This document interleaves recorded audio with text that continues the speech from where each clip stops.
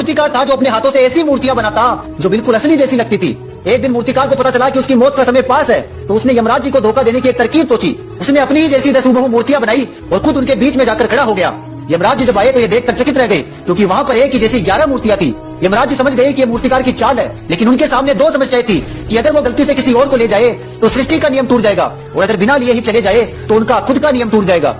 इसी वजह से यमराज जी कुछ देर रुक गए और कुछ देर रुकने के बाद मुस्कुराते हुए बोले कि वाह, क्या कमाल की मूर्तियां है, बनाने वाला सच में बहुत बड़ा कलाकार है, लेकिन अफसोस इसमें एक बहुत बड़ी कमी रह गई। इतना सुनते ही मूर्तिकार तुरंत रिएक्ट कर गया और बाहर निकलकर बोला कि यमराज जी, मेरी मूर्तियों में कोई गलती निकाल दे, ये तो संभव ही नहीं है, बताइए क्या कमी है।